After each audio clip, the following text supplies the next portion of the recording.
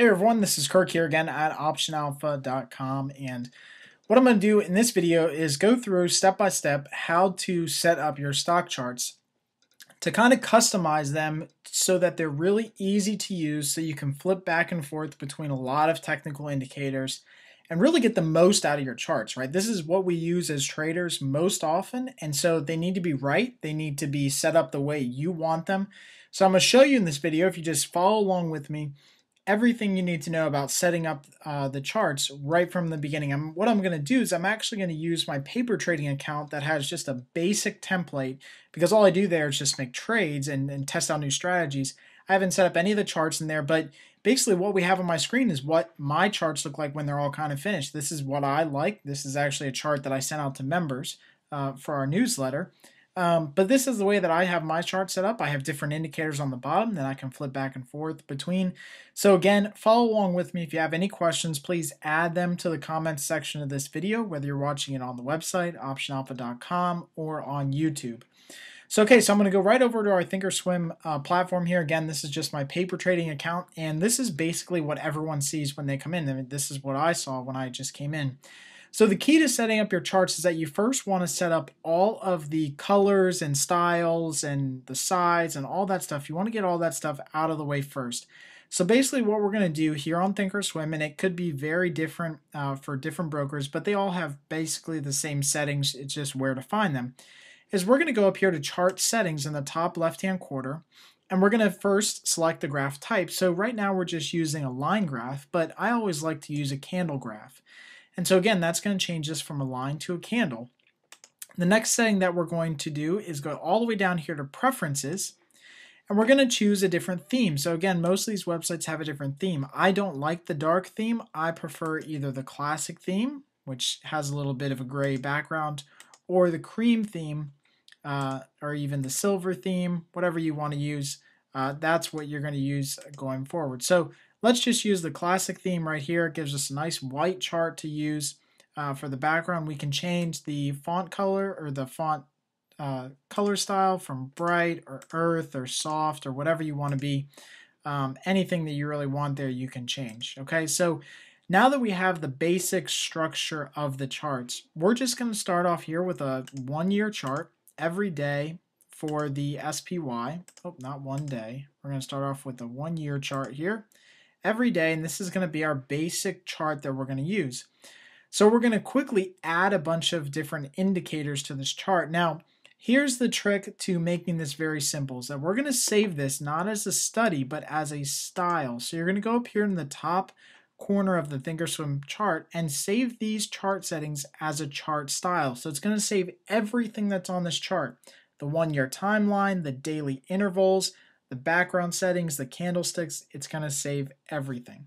So what we're going to do here is we're going to save this and we're going to name it base chart style. And that's it. We're going to include the studies, even though there's no studies right now, but later on that's going to be really helpful. Okay, so once I did that, you can see over here in the left-hand corner that we have this base chart style, and anytime I click it, it'll just revert back to this setting. So if I could just go here and I'll just go to a 10-year picture, and here's a 10-year of the SPY. I click the base chart style, it goes right back to our 1-year settings. Now again, this is setting up everything as basic as it needs to be. You might want to pause this video until you have that set up and then come back to us. Now what we're going to do is we're going to add a bunch of studies. So let's just apply a bunch of studies here, and I'll just go down and let's just apply a moving average, a simple moving average here. We'll add that one to the chart. We'll add another one to the chart as well, and we'll adjust this one to be, let's say, a 50-day moving average. You can check out some of my other videos on adding these studies, but the idea is that we have multiple moving averages at the chart. So right now we have the SPY, our base chart, and all we've done is add multiple moving average. We've added a 30-day and a 50-day moving average, and they're both on the chart. Now how we keep this on here is we go back up here again to styles, and we say save chart settings as a chart style. Again, we're going to name this, let's say, moving average chart. And we're going to include the studies. Now this is the key here, that you want to include the studies. That's going to keep these moving averages in here whenever you flip back and forth. So we're going to hit OK, and now you can see that this one is in here as well. Oops, spelled average wrong. That's okay. So once we click here, we have the moving average chart. Actually, let me just rename this right now. Moving average chart.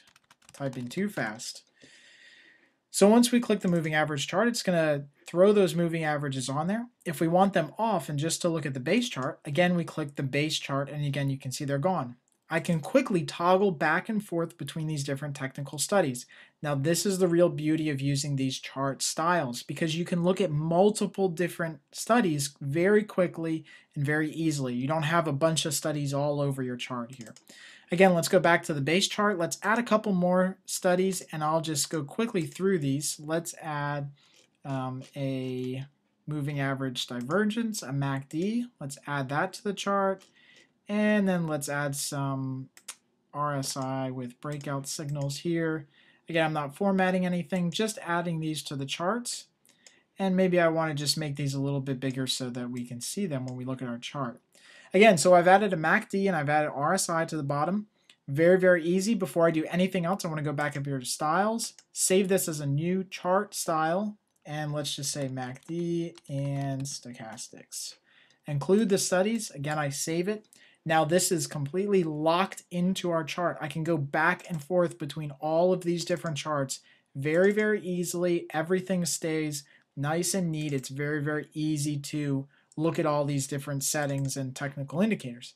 Now what I see most people doing is they go up here to studies and they add all kinds of different studies. They add all kinds of things. I'm just clicking a bunch of things, but they add these, and they kind of analysis paralysis, really. They have all kinds of studies everywhere. They have studies all over the chart.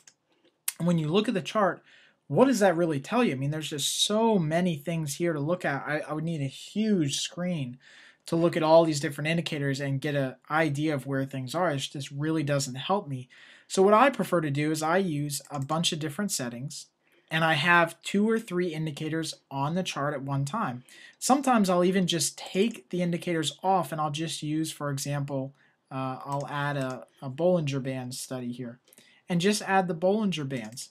That's it. That's all I need on this chart here. I don't need the other things if I'm just looking at Bollinger Bands. I don't need to look at MACD if I'm looking at Bollinger Bands.